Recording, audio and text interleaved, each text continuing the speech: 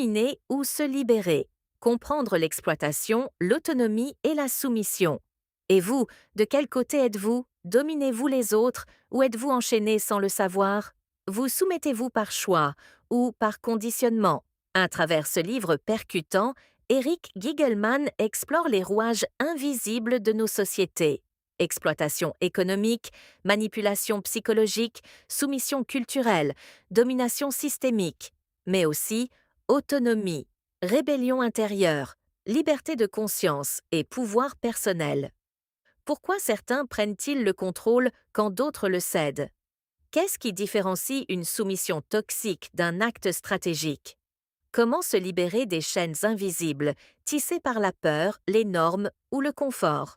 Riche en exemples concrets, en réflexions philosophiques et en outils pratiques, Dominer ou se libérer vous propose un voyage lucide au cœur des dynamiques de pouvoir.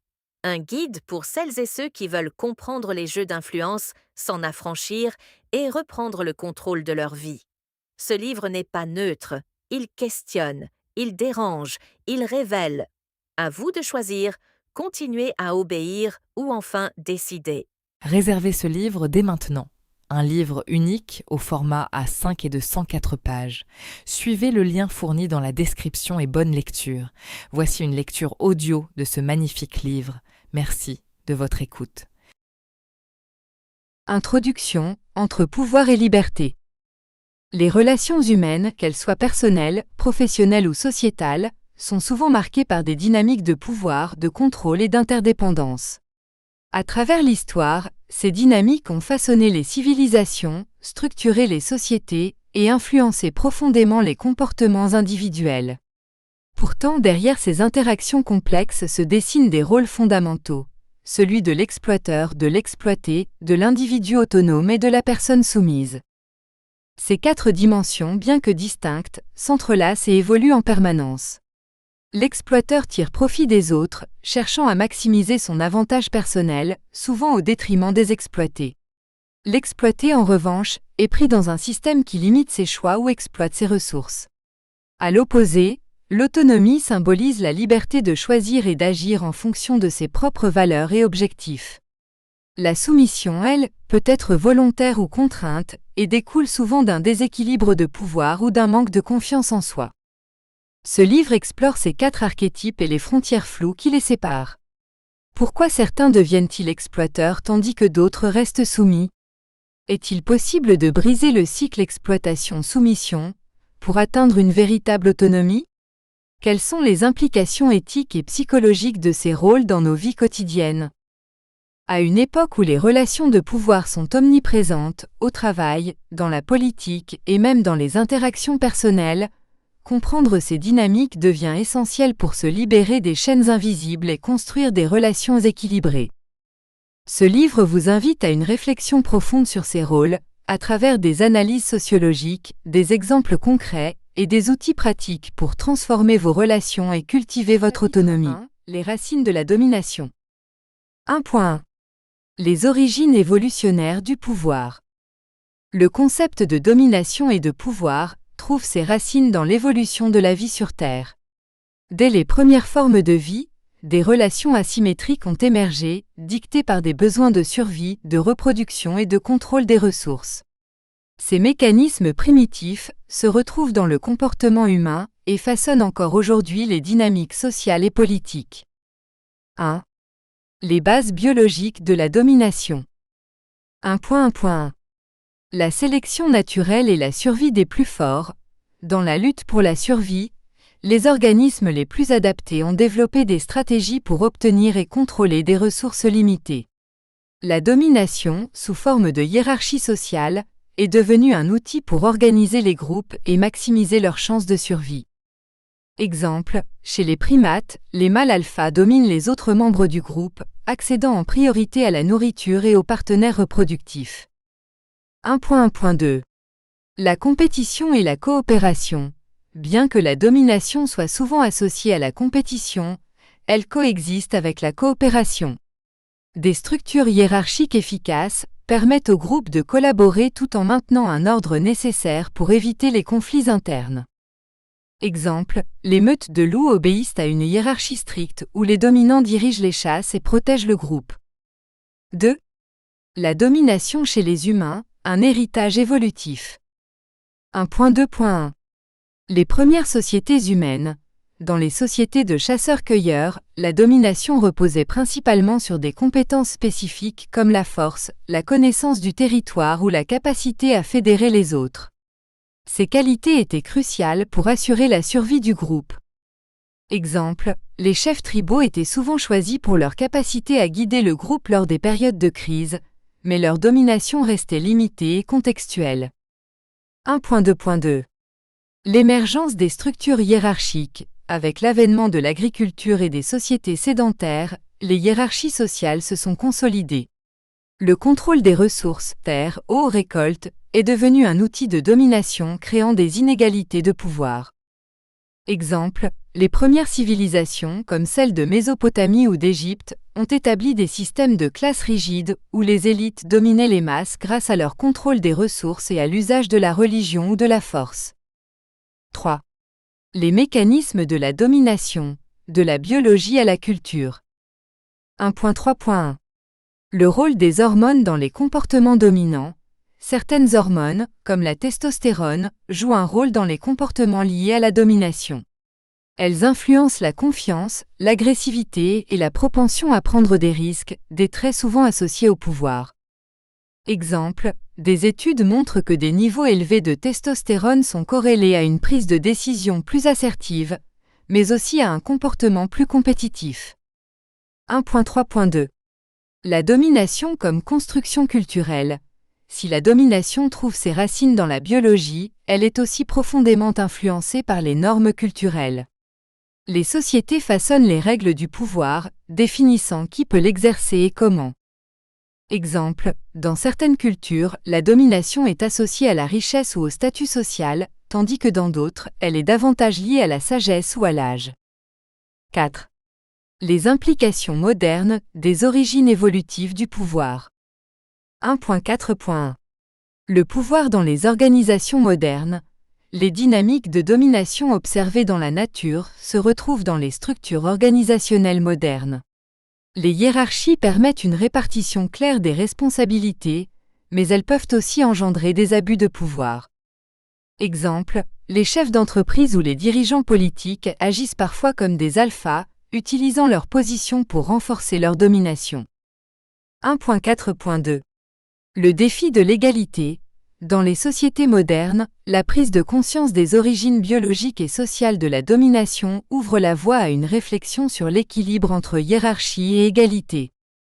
Exemple, les mouvements pour les droits humains cherchent à limiter les abus de pouvoir et à instaurer des relations plus équitables, tout en reconnaissant la nécessité de certaines structures organisationnelles. Conclusion, la domination entre nature et culture. Les origines évolutives du pouvoir montrent que la domination est profondément ancrée dans notre histoire biologique et sociale. Si elle a joué un rôle crucial dans la survie et l'organisation des groupes, elle pose aujourd'hui des questions éthiques et pratiques dans un monde qui valorise de plus en plus l'égalité et la collaboration. Comprendre ses racines permet de mieux appréhender les dynamiques actuelles et de travailler à des relations de pouvoir plus justes et équilibrées. 1.2. Domination, à travers les civilisations. La domination, en tant que dynamique de pouvoir, a évolué à mesure que les sociétés humaines ont grandi en complexité. Des premières communautés tribales aux grandes civilisations, la manière dont le pouvoir a été exercé reflète les transformations culturelles, économiques et politiques de chaque époque. 1. Les débuts de la domination, les sociétés tribales. Dans les premières sociétés humaines, la domination était généralement contextuelle et basée sur des compétences spécifiques. Les leaders n'étaient pas toujours permanents, et leur pouvoir était souvent limité aux périodes de crise ou de besoin. 1.2.1. Pouvoir basé sur la compétence. Les chasseurs-cueilleurs sélectionnaient leurs leaders en fonction de leur capacité à protéger, nourrir ou guider le groupe. Le respect et l'influence étaient liés aux actions tangibles, plutôt qu'à une position héritée ou imposée. 1.2.2. Le rôle de la collaboration. Ces sociétés fonctionnaient souvent de manière égalitaire, avec une répartition des tâches équilibrée. La domination permanente était rare et mal vue, car elle menaçait l'harmonie du groupe. Exemple, les tribus amérindiennes telles que les Iroquois fonctionnaient avec des conseils de leaders qui prenaient des décisions collectives, bien que certaines figures aient acquis plus d'influence par leur sagesse ou leur bravoure. 2. L'émergence des civilisations, domination institutionnalisée. Avec l'avènement de l'agriculture, les sociétés sont devenues plus sédentaires et hiérarchisées. Le besoin de gérer les ressources, comme les terres et l'eau, a conduit à l'établissement de structures de pouvoir plus rigides. 1.2.3. Le pouvoir des élites. Les chefs tribaux se sont transformés en rois, prêtres ou aristocrates, exerçant leur domination à travers le contrôle des ressources et la coercition. Les hiérarchies sociales ont émergé, créant des classes supérieures et inférieures. 1.2.4. La légitimation par la religion. De nombreuses civilisations ont utilisé la religion pour justifier la domination. Les dirigeants étaient souvent présentés comme des intermédiaires divins ou des dieux eux-mêmes. Exemple, en Égypte antique, les pharaons étaient considérés comme des dieux incarnés, ce qui consolidait leur autorité absolue. 1.2.5. L'organisation bureaucratique. Les grands empires, tels que celui de Mésopotamie ou de Rome, ont développé des bureaucraties pour maintenir leur domination sur de vastes territoires. Les lois écrites, comme le Code d'Hammurabi, ont formalisé la domination en définissant des règles et des punitions claires. 3. Les dynamiques de domination dans les empires. À mesure que les civilisations se développaient, la domination prenait des formes variées, allant de l'oppression brutale à des systèmes plus subtils de contrôle. 1.2.6. Domination par la force militaire. Les empires utilisaient leurs armées pour conquérir et maintenir leur pouvoir sur des territoires étrangers. Exemple, l'Empire romain a exercé une domination militaire et culturelle, imposant son modèle économique et administratif dans les régions conquises. 1.2.7. Domination économique. Les élites contrôlaient les ressources clés, terres, commerce, main-d'œuvre, créant des dépendances économiques entre les classes sociales. Exemple, dans les sociétés féodales, les seigneurs dominaient les paysans en contrôlant l'accès à la terre et en imposant des taxes. 1.2.8.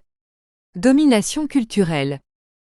Les civilisations puissantes utilisaient leur culture, langue, art, religion pour imposer leur vision du monde aux peuples dominés.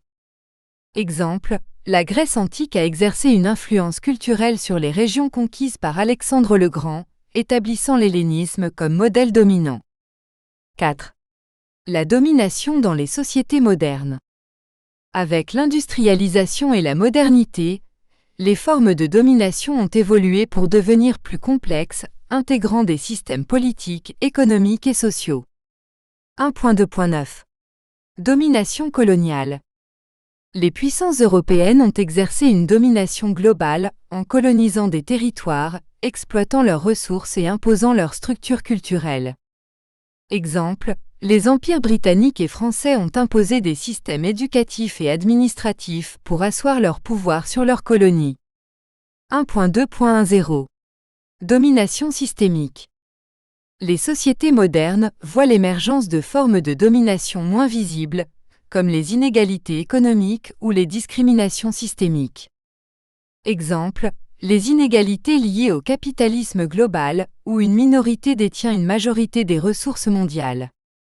5. L'évolution vers une contestation de la domination. 1.2.1. Révolte et résistance. À chaque époque, des mouvements sociaux, religieux ou politiques ont contesté la domination établie.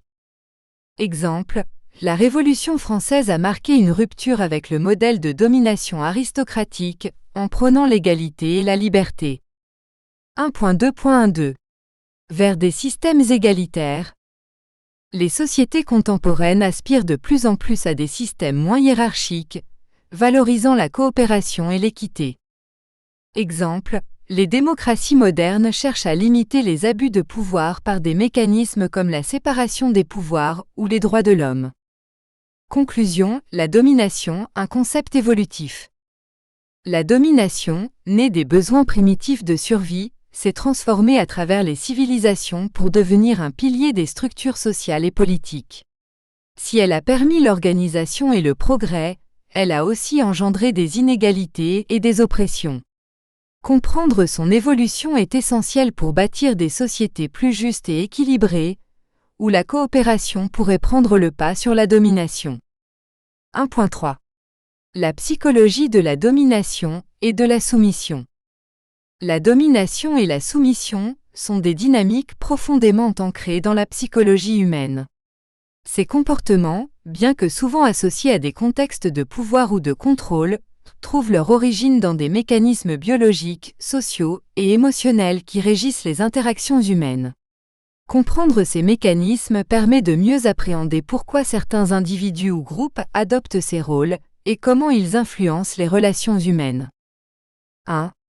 Les fondements biologiques de la domination et de la soumission. 1.3.1. Le rôle des hormones et des neurotransmetteurs. La testostérone, associée à des comportements dominants, elle favorise l'affirmation de soi, la prise de risque et l'agressivité. L'ocytocine, parfois appelée hormone de l'attachement, elle joue un rôle dans les comportements soumis, en renforçant les liens et la confiance envers les figures d'autorité. 1.3.2. La hiérarchie dans le règne animal. Dans de nombreuses espèces, les hiérarchies sociales sont régulées par des comportements dominants et soumis.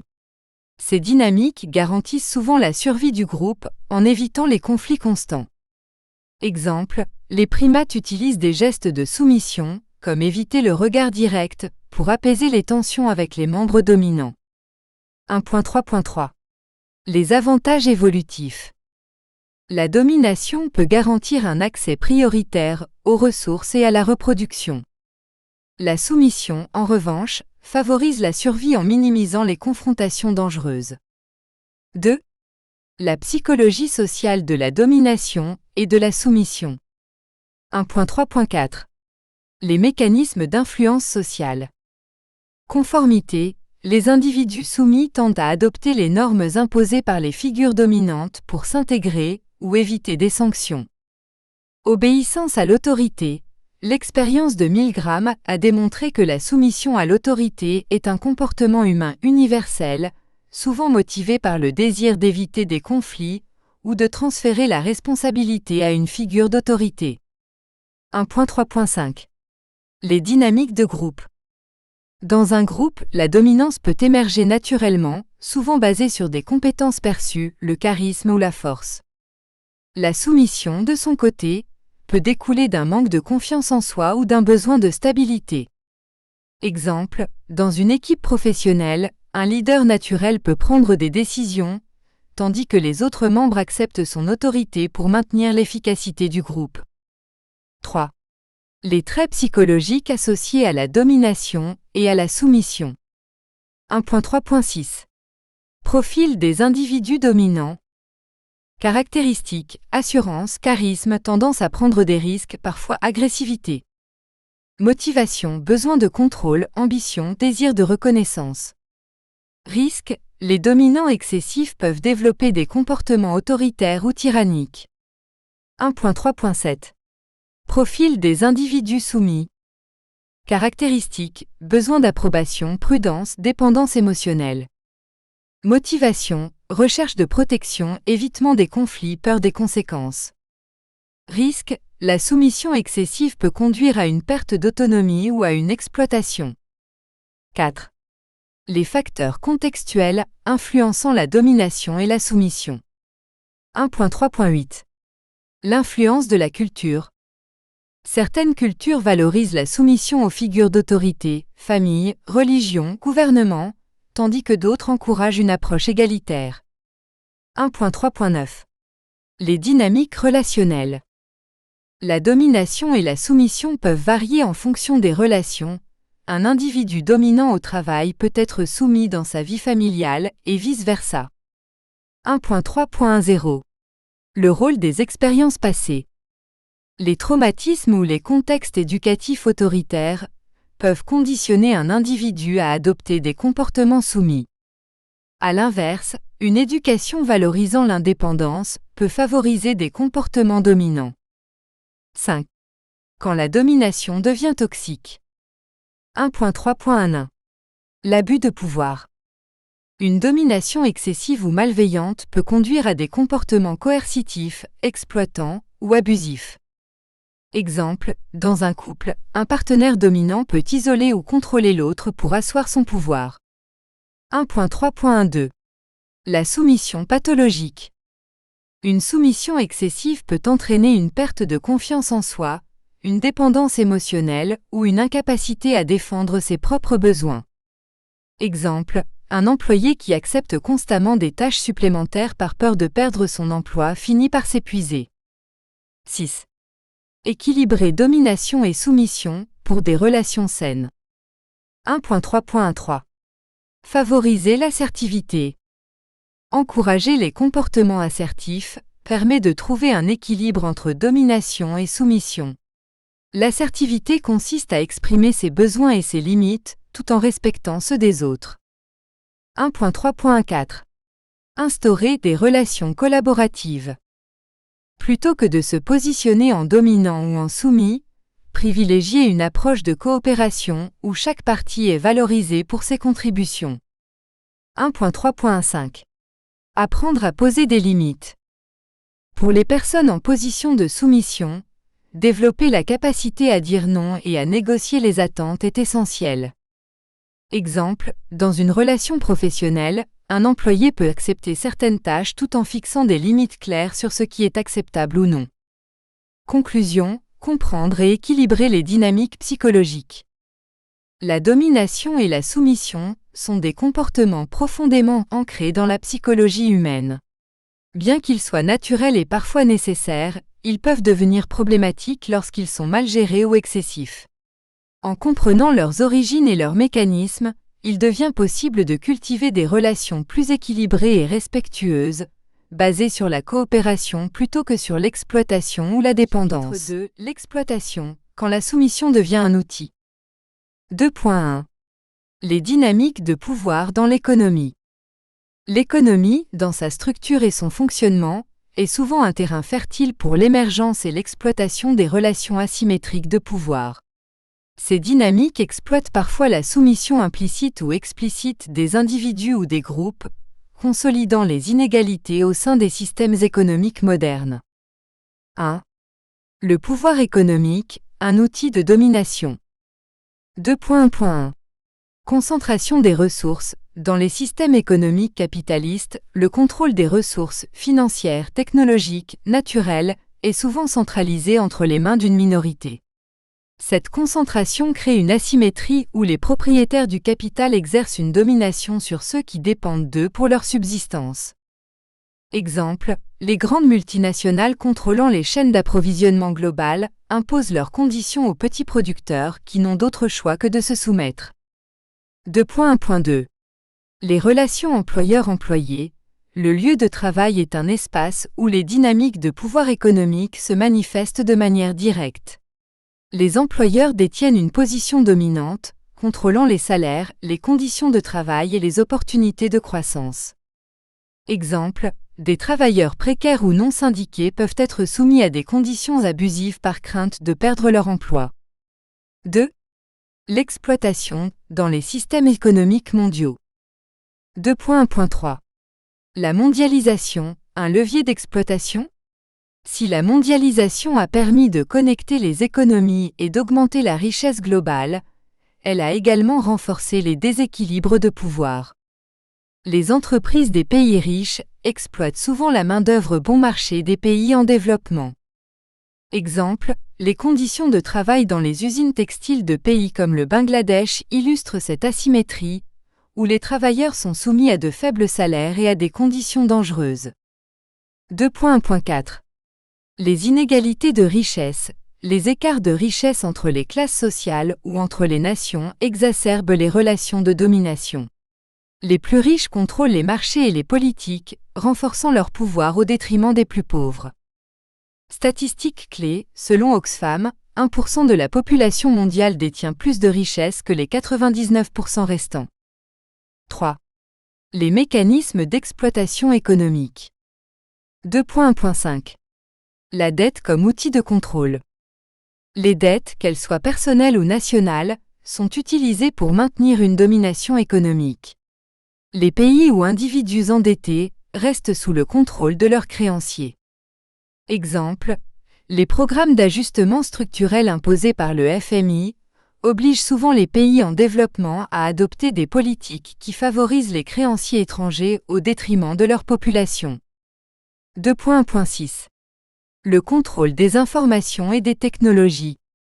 Les entreprises qui contrôlent les données et les technologies émergentes, comme l'intelligence artificielle, créent de nouvelles formes de dépendance économique. Exemple, les plateformes numériques, Google, Amazon, centralisent le pouvoir sur les marchés tout en exploitant les données personnelles des utilisateurs. 2.1.7. Les contrats déséquilibrés. Les accords commerciaux ou les contrats de travail sont souvent structurés pour maximiser les bénéfices des dominants, tout en minimisant les protections pour les soumis. 4. Les réponses à l'exploitation économique. 2.1.8. Le rôle des syndicats et des mouvements sociaux. Les syndicats permettent aux travailleurs de s'organiser pour équilibrer les relations de pouvoir dans le milieu professionnel. Les mouvements sociaux, comme celui des Gilets jaunes ou des Black Lives Matter, mettent en lumière les inégalités et exigent des réformes structurelles. 2.1.9. Les politiques de régulation. Les gouvernements peuvent intervenir pour limiter les abus économiques, en imposant des lois sur le salaire minimum, les conditions de travail ou les monopoles.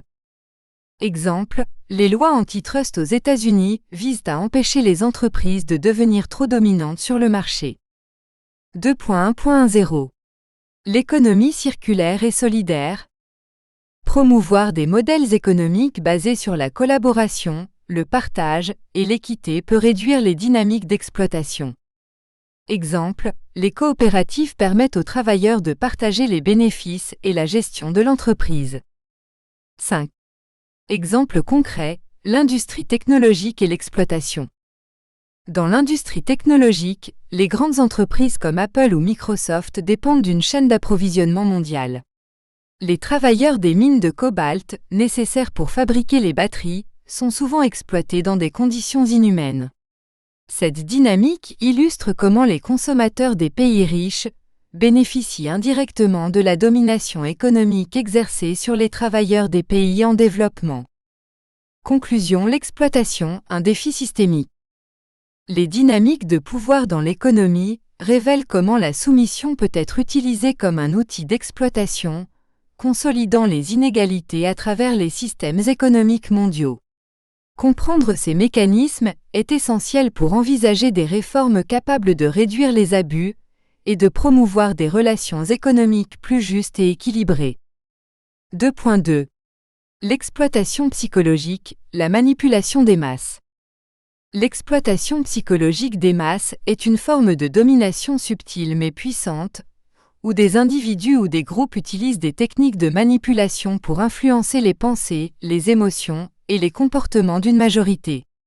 Ces pratiques, souvent invisibles, sont déployées par des entités politiques, économiques ou culturelles pour asseoir leur pouvoir et maintenir leur contrôle. 1. La psychologie de la manipulation, comprendre les bases. 2.2.1. Les mécanismes psychologiques exploités. Le biais de confirmation. Les individus cherchent des informations qui confirment leurs croyances, rendant les masses vulnérables à des narrations biaisées. La peur et l'insécurité. Utiliser des menaces, réelles ou perçues, pour pousser les gens à accepter des décisions ou des comportements qu'ils auraient autrement rejetés. Le conditionnement social. Exploiter les normes et les valeurs sociales pour orienter les comportements vers des objectifs spécifiques. Exemple, en période de crise, un gouvernement peut amplifier les peurs pour justifier des politiques restrictives, telles que la surveillance accrue ou la réduction des libertés individuelles. 2. Techniques courantes de manipulation psychologique. 2.2.2. La propagande. L'utilisation de messages répétés et simplifiés pour influencer l'opinion publique. Exemple, les régimes autoritaires utilisent souvent des slogans et des images pour contrôler la perception de leur population. 2.2.3. L'information biaisée. Les médias ou les plateformes numériques diffusent des contenus sélectionnés pour orienter les opinions dans une direction spécifique. Exemple, les fake news ou les algorithmes des réseaux sociaux qui renforcent les opinions polarisées. 2.2.4.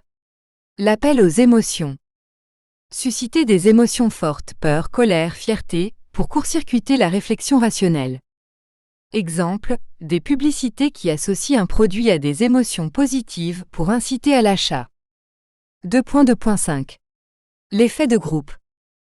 Exploiter le besoin d'appartenance des individus pour les amener à adopter les comportements ou les croyances d'un groupe. Exemple, les mouvements de foule ou les campagnes politiques qui jouent sur le sentiment de communauté. 3. La manipulation dans les domaines clés. 2.2.6. La politique. Les dirigeants utilisent la manipulation pour consolider leur pouvoir, influencer les élections ou détourner l'attention des problèmes réels. Exemple, des discours populistes qui simplifient des problèmes complexes pour séduire l'opinion publique. 2.2.7. La consommation. Les entreprises manipulent les désirs des consommateurs à travers le marketing et la publicité pour maximiser leurs profits. Exemple, les promotions limitées dans le temps qui créent un sentiment d'urgence artificielle pour pousser à l'achat. 2.2.8. La culture et les médias. Les médias de masse imposent des idéaux et des normes, influençant la perception de la réalité et les attentes sociales. Exemple, la glorification de standards de beauté irréalistes qui poussent les individus à consommer des produits cosmétiques ou chirurgicaux. 4. Les impacts de l'exploitation psychologique. 2.2.9. Sur les individus. Perte de sens critique, les gens deviennent moins aptes à analyser ou remettre en question les informations qu'ils reçoivent. Anxiété et insécurité. La manipulation par la peur peut entraîner un stress chronique ou un sentiment d'impuissance. 2.2.0. Sur la société. Polarisation. La manipulation peut diviser les masses, rendant les groupes incapables de collaborer ou de dialoguer. Renforcement des inégalités. Les groupes en position de pouvoir utilisent la manipulation pour maintenir leur domination sur les autres. 5. Comment résister à l'exploitation psychologique? 2.2.1. Développer l'esprit critique. Encourager l'analyse des informations, la vérification des sources et la remise en question des narrations dominantes. 2.2.2. Éduquer sur les biais cognitifs. Apprendre à reconnaître les biais, tels que le biais de confirmation ou l'effet d'ancrage, pour limiter leur impact sur la prise de décision. 2.2.3. Promouvoir la transparence. Exiger des institutions politiques et économiques qu'elles soient transparentes dans leurs pratiques et leurs motivations. 2.2.4. Favoriser la régulation des plateformes numériques. Imposer des règles aux entreprises technologiques pour limiter la diffusion de contenus manipulateurs ou polarisants. 6. Exemple concret, la manipulation à l'ère numérique. Les algorithmes des réseaux sociaux, comme ceux de Facebook ou Twitter, exploitent les biais cognitifs pour maximiser l'engagement des utilisateurs. En renforçant les contenus qui suscitent des émotions fortes, colère, peur, ces plateformes créent des échos de pensée, augmentent la polarisation et favorisent la manipulation de masse, que ce soit à des fins politiques ou commerciales. Conclusion, l'exploitation psychologique un enjeu crucial. La manipulation des masses est un outil puissant de domination dans une société compétitive et globalisée. Reconnaître ces dynamiques est essentiel pour préserver l'autonomie intellectuelle des individus et pour construire une société plus éclairée et équilibrée. La clé réside dans l'éducation, la transparence et la vigilance face aux tentatives d'exploitation psychologique. 2.3. Les enjeux de l'exploitation systémique. L'exploitation systémique dépasse les relations individuelles pour s'inscrire dans des structures et des institutions qui perpétuent les inégalités de manière implicite ou explicite. Ces systèmes, souvent enracinés dans des cadres économiques, politiques et sociaux, rendent l'exploitation omniprésente et difficile à contester. Comprendre les mécanismes et les enjeux de l'exploitation systémique est essentiel pour identifier les leviers de changement et bâtir des structures plus équitables. 1. Qu'est-ce que l'exploitation systémique ? 2.3.1. Une exploitation intégrée dans les institutions. L'exploitation systémique résulte de règles, de normes ou de pratiques institutionnalisées qui favorisent certains groupes au détriment d'autres. Exemple, les politiques de travail précarisées qui maintiennent des millions de personnes dans une dépendance économique tout en maximisant les profits des entreprises. 2.3.2. Invisibilité et normalisation. Contrairement à l'exploitation individuelle, l'exploitation systémique est souvent perçue comme normale ou inévitable. Exemple, les écarts de salaire massifs entre les PDG et les employés sont acceptés comme une conséquence naturelle du capitalisme. 2. Les manifestations de l'exploitation systémique. 2.3.3. Inégalités économiques. Les systèmes économiques actuels renforcent les écarts de richesse en concentrant les ressources entre les mains de quelques-uns. Exemple, les multinationales qui paient peu ou pas d'impôts dans certains pays, tout en exploitant leurs infrastructures et leur main-d'œuvre. 2.3.4. Discrimination institutionnelle.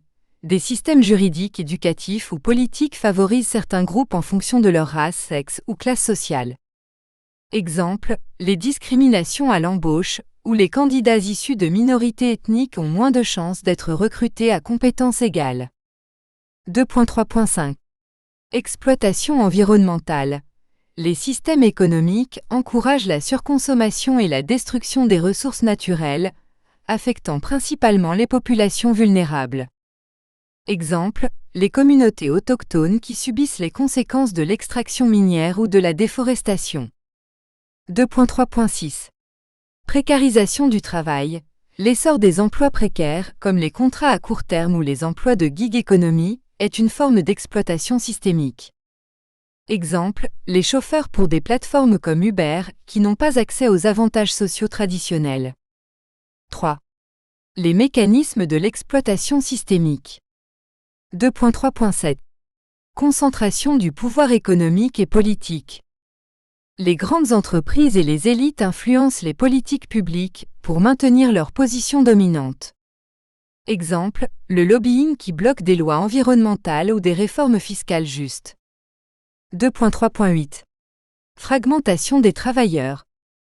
En divisant les travailleurs par classe, nationalité ou type d'emploi, les systèmes empêchent l'union et la contestation collective. Exemple, les travailleurs des chaînes de production mondiales, isolés par des frontières géographiques et juridiques. 2.3.9. La dette comme outil de contrôle. Les dettes publiques et personnelles maintiennent les individus et les pays dans une situation de dépendance. Exemple, les pays en développement qui consacrent une grande partie de leur PIB au remboursement des dettes contractées auprès d'institutions financières internationales. 4. Les impacts de l'exploitation systémique. 2.3.0. Sur les individus. Perte d'autonomie, précarité économique et sentiment d'impuissance. Exemple, les jeunes diplômés endettés qui acceptent des emplois sous-payés par peur de ne pas rembourser leurs prêts. 2.3.1. Sur la société. Renforcement des inégalités et polarisation sociale. Exemple, les tensions sociales croissantes dues aux écarts de richesse comme lors des mouvements des Gilets jaunes en France. 2.3.2. Sur l'environnement. Dégradation des écosystèmes et aggravation des crises climatiques, affectant en priorité les populations les plus vulnérables. 5. Les leviers pour contrer l'exploitation systémique. 2.3.3. Réformes structurelles. Instaurer des politiques fiscales plus justes, réguler les entreprises et renforcer les protections sociales. Exemple, taxer les grandes entreprises à hauteur de leurs profits pour financer les services publics. 2.3.4. Renforcement des droits des travailleurs. Protéger les travailleurs précaires et favoriser les syndicats pour contrer les abus. Exemple, reconnaître les chauffeurs de plateformes numériques comme des employés avec des droits. 2.3.5 Transition vers des modèles économiques alternatifs. Encourager l'économie circulaire, les coopératives et les entreprises à but social. Exemple, les coopératives agricoles où les producteurs partagent équitablement les profits. 2.3.6 Sensibilisation et éducation. Informer les populations sur les mécanismes d'exploitation pour les inciter à agir. Exemple, des campagnes de sensibilisation sur la consommation éthique ou les pratiques de commerce équitable. 6. Exemple concret, l'exploitation systémique dans l'industrie de la mode. L'industrie de la mode rapide, fast fashion, illustre parfaitement l'exploitation systémique. Les ouvriers des usines textiles, principalement en Asie, travaillent dans des conditions dangereuses pour des salaires de misère. Les consommateurs des pays développés, encouragés par le marketing, achètent des vêtements bon marché sans conscience des conditions de production. Les entreprises, grâce à des chaînes d'approvisionnement mondiales, maximisent leurs profits tout en évitant les régulations locales. Conclusion, révéler les rouages cachés de l'exploitation systémique. L'exploitation systémique est un défi complexe mais incontournable dans la quête d'un monde plus juste. Identifier ses mécanismes et ses impacts permet de mieux comprendre les inégalités qu'elle engendre. En mobilisant les réformes, l'éducation et les alternatives économiques, il devient possible de limiter son emprise et de construire des structures où l'équité et la dignité humaine priment sur la domination. 3. Autonomie, construire sa propre souveraineté. 3.1 Reconnaître les chaînes invisibles. L'autonomie est une quête fondamentale de l'individu qui cherche à vivre en accord avec ses valeurs, ses aspirations et ses choix. Cependant, cette liberté est souvent entravée par des chaînes invisibles, des contraintes psychologiques, sociales, économiques ou culturelles qui limitent notre capacité à agir en toute souveraineté. Identifier ces chaînes est la première étape pour les briser et progresser vers une autonomie réelle. 1. Qu'entend-on par chaînes invisibles ? 3.1.1 Définition des chaînes invisibles. Les chaînes invisibles sont des influences subtiles ou structurelles qui restreignent la liberté de pensée et d'action sans que l'individu en soit pleinement conscient. Exemple, un individu qui se conforme à des normes sociales par peur du jugement, sans se rendre compte que cela limite ses choix. 3.1.2 Nature des chaînes invisibles. Psychologique, peur, croyances limitantes ou dépendance émotionnelle. Sociale, pression des groupes ou attentes culturelles. Économique, précarité, dette ou dépendance financière. Technologique, influence des algorithmes ou addiction aux écrans. 2. Les sources des chaînes invisibles. 3.1.3 Conditionnement social et culturel. Dès l'enfance, les individus sont façonnés par des normes, des valeurs et des attentes qui déterminent ce qu'ils perçoivent comme acceptable ou souhaitable. Exemple, réussir sa vie est souvent défini par des critères externes, comme la richesse ou le statut social, plutôt que par des aspirations personnelles. 3.1.4 Peurs et croyances limitantes. Les peurs irrationnelles ou les croyances inculquées, par la famille, l'éducation ou la société, restreignent la prise de décision et l'exploration de nouvelles opportunités. Exemple, croire que l'échec est inacceptable peut empêcher une personne de tenter des projets risqués mais enrichissants. 3.1.5 Dépendance aux structures externes. Les dépendances économiques ou technologiques créent un faux sentiment de sécurité qui limite la capacité à se détacher. Exemple, la peur de perdre un emploi insatisfaisant en raison de dettes personnelles ou familiales. 3. Les impacts des chaînes invisibles sur l'autonomie. 3.1.6 Perte de souveraineté personnelle. Les décisions sont influencées par des facteurs externes, ce qui empêche de vivre en accord avec ses propres valeurs. 3.1.7 Stress et insatisfaction. Être coincé dans un rôle ou une situation imposée par des contraintes invisibles engendre un sentiment de frustration ou d'impuissance. 3.1.8 Frein à l'innovation et à la créativité. Les chaînes invisibles limitent la capacité à penser différemment ou à explorer de nouvelles idées. 4. Comment reconnaître ces chaînes invisibles? 3.1.9. Questionner ses motivations. Se demander si ses choix et comportements sont alignés avec ses aspirations ou dictés par des influences extérieures. Exemple.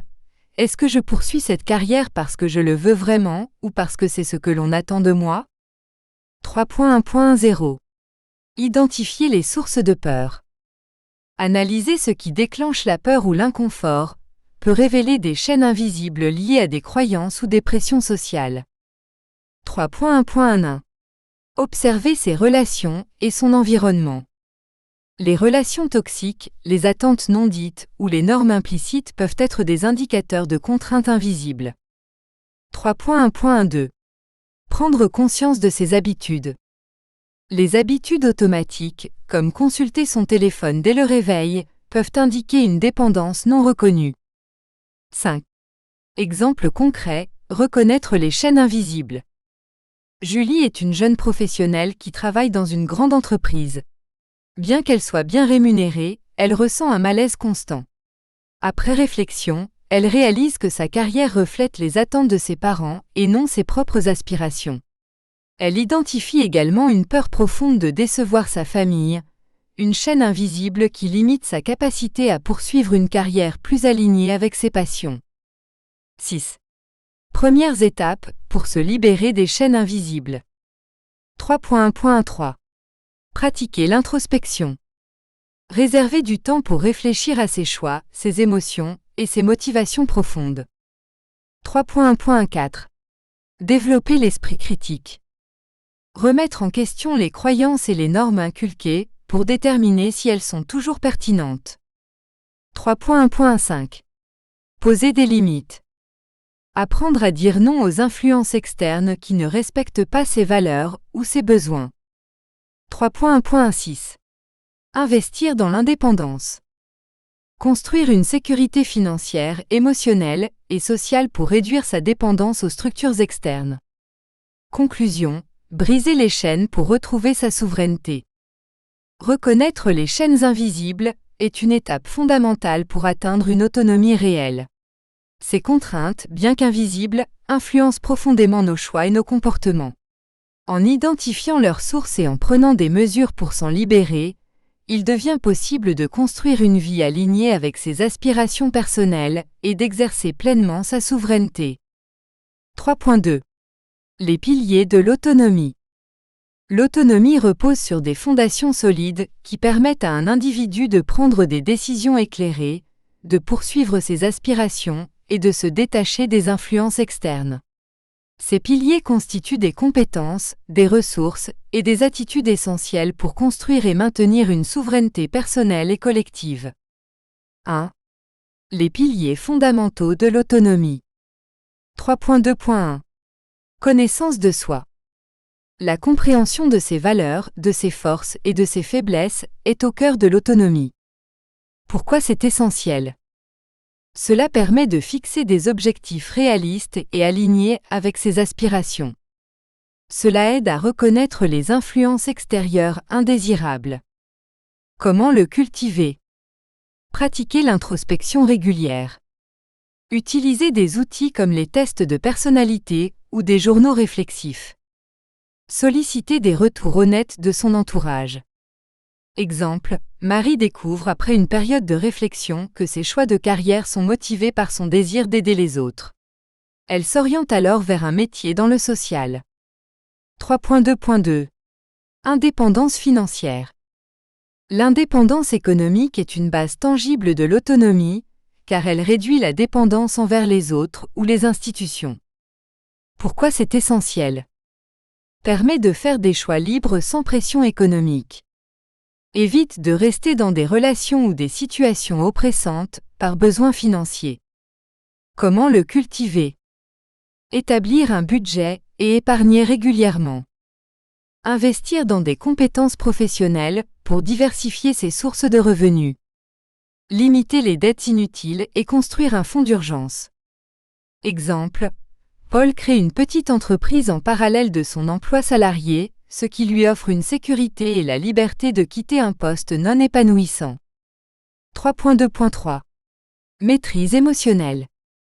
L'autonomie émotionnelle consiste à gérer ses émotions de manière à ne pas être contrôlé par elles ou par celles des autres. Pourquoi c'est essentiel? Renforce la résilience face aux défis. Empêche les manipulations émotionnelles. Comment le cultiver? Pratiquer la pleine conscience ou la méditation pour mieux gérer le stress. Reconnaître et accepter ses émotions sans jugement. Apprendre des techniques de communication non violente. Exemple, Anna, après avoir été critiquée par un collègue, choisit de ne pas réagir impulsivement, mais de discuter calmement pour clarifier la situation. 3.2.4 Compétences décisionnelles. Être autonome implique de prendre des décisions de manière réfléchie et confiante. Pourquoi c'est essentiel? Permet de se diriger vers ses objectifs, sans hésitation ou influence excessive. Réduit la dépendance aux conseils ou à l'approbation des autres. Comment le cultiver? Utiliser des techniques comme l'analyse coût-bénéfice ou le diagramme de Pareto. Développer la capacité à assumer les conséquences de ses choix.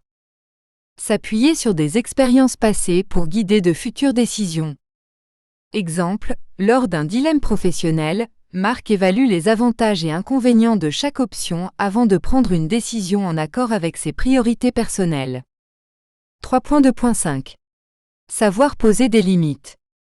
Fixer des frontières claires, que ce soit dans les relations personnelles ou professionnelles, est un pilier essentiel de l'autonomie. Pourquoi c'est essentiel? Protège son énergie et son temps. Évite les relations ou situations exploitantes. Comment le cultiver? Apprendre à dire non sans culpabilité. Identifier les comportements ou demandes qui dépassent ses limites. Expliquer ses limites de manière assertive mais respectueuse. Exemple, Sophie refuse poliment de travailler pendant le week-end, expliquant que ce temps est réservé à sa famille et à son repos. 2. Les piliers collectifs de l'autonomie. 3.2.6 Réseau de soutien. L'autonomie ne signifie pas l'isolement. Avoir des relations de soutien est crucial pour se développer de manière indépendante. Pourquoi c'est essentiel? Permet de partager des idées et de recevoir des conseils. Offre un filet de sécurité en cas de besoin. Comment le cultiver? Entretenir des relations de confiance avec des amis, des mentors ou des collègues. Participer à des communautés partageant des valeurs similaires. Exemple, Léa s'appuie sur son réseau d'entrepreneurs pour trouver des solutions à ses défis professionnels. 3.2.7 Compétences pratiques. Être capable de résoudre les problèmes du quotidien renforce la capacité à vivre de manière indépendante. Pourquoi c'est essentiel? Évite la dépendance excessive envers des services ou des tiers. Renforce la confiance en ses capacités. Comment le cultiver? Apprendre des compétences comme la gestion des finances, la réparation de base ou la cuisine. Se former en continu à de nouvelles aptitudes utiles. Exemple, Tom apprend à réparer sa voiture, ce qui lui permet d'économiser de l'argent et d'éviter les retards inutiles. Conclusion, les bases d'une autonomie durable. Les piliers de l'autonomie, qu'ils soient individuels ou collectifs, sont des éléments essentiels pour construire une vie libre et épanouissante. En développant la connaissance de soi, l'indépendance financière, la maîtrise émotionnelle et les compétences décisionnelles, tout en s'appuyant sur des réseaux et des compétences pratiques, chacun peut renforcer sa souveraineté personnelle. L'autonomie n'est pas un objectif fixe, mais un processus d'apprentissage et d'adaptation constant. 3.3 La liberté intérieure. La liberté intérieure est le fondement ultime de l'autonomie. Elle ne dépend pas uniquement des circonstances extérieures, mais réside dans la capacité de chaque individu à se libérer des contraintes mentales, émotionnelles et spirituelles qui limitent son potentiel. Cette forme de liberté transcende les influences extérieures pour offrir un sentiment d'équilibre, de sérénité et d'authenticité. 1. Qu'est-ce que la liberté intérieure? 3.3.1. Une liberté indépendante des circonstances. La liberté intérieure consiste à trouver un état de paix et d'autonomie émotionnelle, quelle que soit la situation extérieure. Exemple, une personne vivant dans un environnement difficile mais capable de maintenir son calme et de trouver un sens à sa vie. 3.3.2. Une maîtrise de soi, elle implique la capacité de contrôler ses pensées, ses émotions et ses actions plutôt que d'être contrôlé par elles. Exemple, ne pas réagir par la colère face à une provocation, mais choisir une réponse réfléchie. 2. Les obstacles à la liberté intérieure. 3.3.3. Les croyances limitantes, ces pensées ancrées, souvent inculquées par l'éducation ou la société, restreignent la perception de ce qui est possible. Exemple, je ne suis pas assez compétent pour réussir. 3.3.4. Les attachements excessifs. Les dépendances émotionnelles ou matérielles peuvent créer une illusion de sécurité, tout en entravant la liberté. Exemple, s'accrocher à un statut ou à une possession pour définir sa valeur personnelle. 3.3.5. La peur de l'inconnu. Cette peur limite les choix en incitant à privilégier des situations familières mais insatisfaisantes. Exemple, rester dans un emploi non épanouissant par peur de ne pas trouver mieux. 3.3.6. Le poids du jugement. Le désir d'être accepté ou approuvé par les autres peut conduire à des comportements conformistes qui ne reflètent pas nos véritables désirs. Exemple, choisir une carrière pour plaire à ses proches plutôt que par passion. 3. Les principes fondamentaux de la liberté intérieure. 3.3.7. Accepter l'impermanence. Comprendre que tout est temporaire, les joies, les peines, les succès et les échecs aident à relativiser les situations et à réduire l'attachement. Exemple, apprendre à apprécier un moment heureux sans craindre qu'il ne prenne fin. 3.3.8. Pratiquer la pleine conscience. Être présent dans l'instant permet de se détacher des préoccupations passées ou futures et d'agir en accord avec ses valeurs. Exemple, réaliser que les pensées négatives sont passagères et choisir de ne pas leur donner trop d'importance. 3.3.9. Cultiver la gratitude. Reconnaître les aspects positifs de sa vie favorise une perspective équilibrée et renforce le sentiment de liberté intérieure. Exemple, être reconnaissant pour les relations ou opportunités qui enrichissent son quotidien. 3.3.0. Développer le détachement. Cela ne signifie pas de rejeter les possessions ou les relations, mais d'éviter de s'y identifier totalement. Exemple, apprécier sa réussite professionnelle sans que celle-ci définisse entièrement son estime de soi. 4. Comment cultiver la liberté intérieure? 3.3.1. Explorer ses pensées et croyances. Identifier les croyances qui limitent vos choix et les remettre en question. Exemple, pourquoi est-ce que je crois que je ne peux pas réussir dans un domaine différent? 3.3.12. Pratiquer la méditation et la réflexion personnelle. Ces pratiques permettent de calmer l'esprit et d'observer ses pensées sans y réagir immédiatement. 3.3.13. S'engager dans des actions alignées avec ses valeurs. Faire des choix qui reflètent vos véritables aspirations renforce le sentiment de liberté. 3.3.14. Apprendre à lâcher prise. Abandonner les attentes irréalistes ou le besoin de tout contrôler permet de vivre plus sereinement. Exemple, accepter qu'un projet ne se déroule pas comme prévu sans s'y accrocher émotionnellement.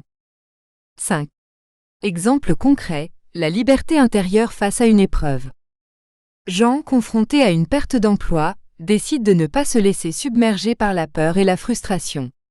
Grâce à des pratiques de pleine conscience, il réfléchit à ce qui compte réellement pour lui et commence à explorer de nouvelles opportunités professionnelles. En cultivant son détachement et en acceptant l'incertitude, il découvre une voie plus alignée avec ses passions. Conclusion, la liberté intérieure, un chemin continu. La liberté intérieure ne se mesure pas à ce que l'on possède ou contrôle, mais à la manière dont on choisit de répondre aux défis de la vie. En se libérant des croyances limitantes, en pratiquant la pleine conscience et en acceptant l'impermanence, chacun peut cultiver un sentiment durable d'autonomie et de paix intérieure. La liberté intérieure est un voyage et non une destination qui s'enrichit à chaque étape. Soumission choisie, quand céder devient un acte de force. 4.1. La soumission stratégique, un acte de sagesse. La soumission est souvent perçue comme un signe de faiblesse ou de renoncement. Cependant, lorsqu'elle est choisie en toute conscience, elle peut devenir une stratégie puissante, un moyen de préserver ses ressources, d'atteindre ses objectifs ou de favoriser l'harmonie dans les relations.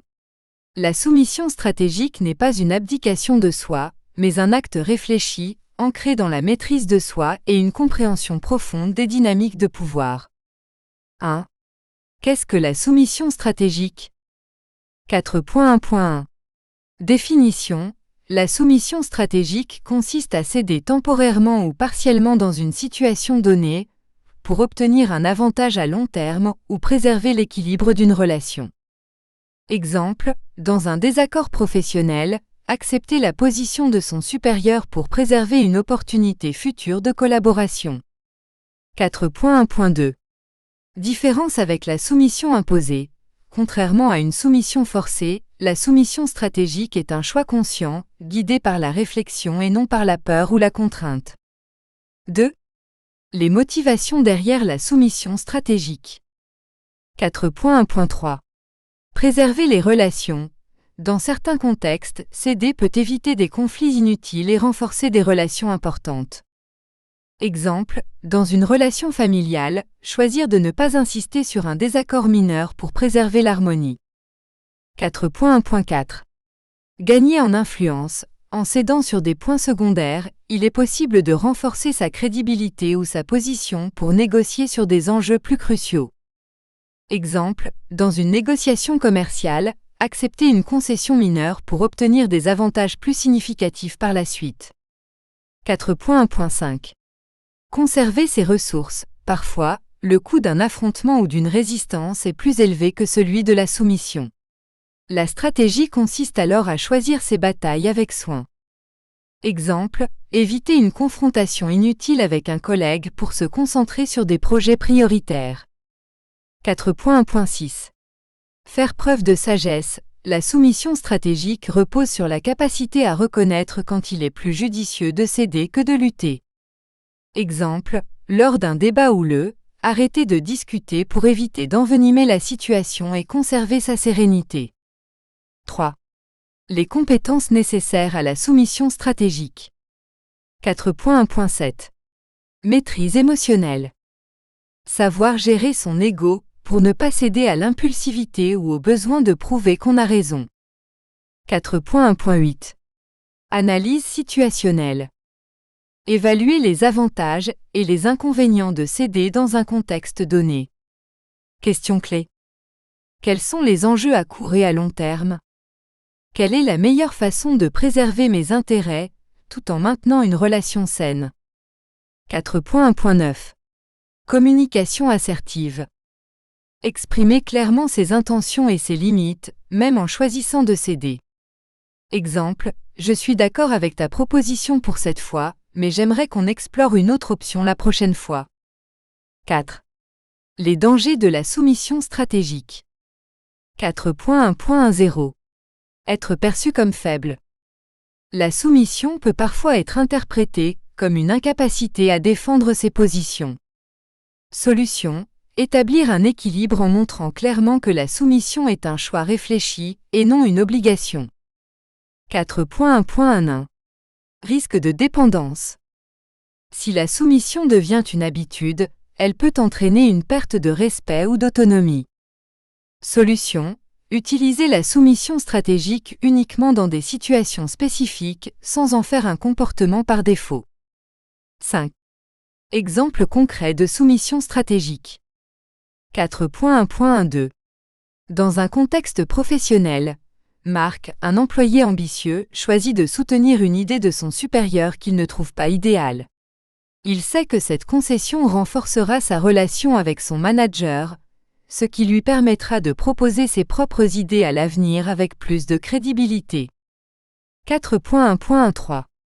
Dans un conflit personnel, Sophie et son conjoint ont une dispute sur une décision domestique mineure. Sophie décide de céder, réalisant que le sujet n'est pas essentiel pour elle, mais qu'il l'est pour son partenaire. Elle utilise cette opportunité pour renforcer leur relation, en montrant qu'elle est prête à faire des compromis. 6. Quand utiliser la soumission stratégique? 4.1.14. Lorsqu'il y a un objectif à long terme.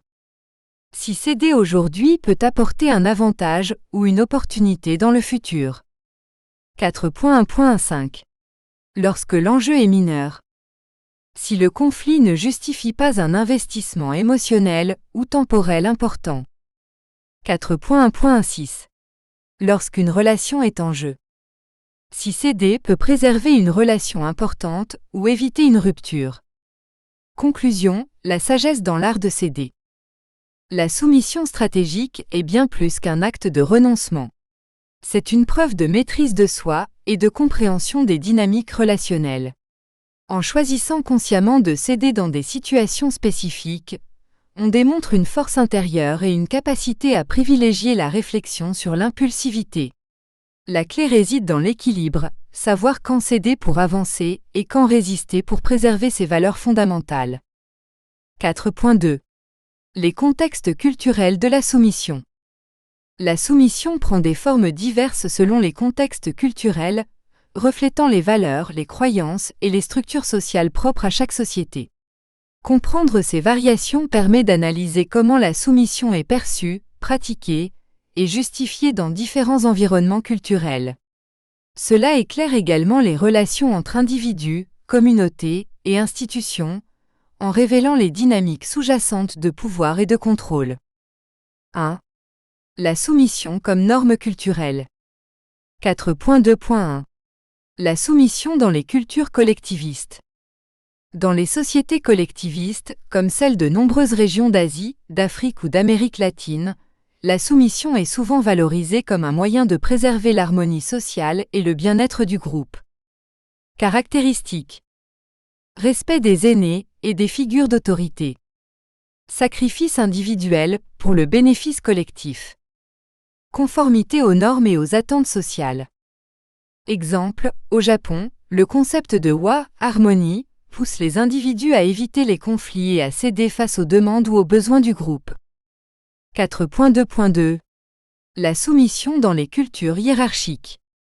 Dans les sociétés où la hiérarchie est fortement valorisée, comme en Inde traditionnelle, système des castes, ou dans certaines monarchies, la soumission est perçue comme un devoir envers les supérieurs. Caractéristiques. Obéissance stricte aux structures sociales et aux rôles établis. Justification religieuse ou spirituelle de la hiérarchie. Valorisation du respect et de l'allégeance. Exemple, dans les cultures où la royauté est centrale, comme en Arabie saoudite, la soumission au monarque est souvent considérée comme une obligation morale et religieuse.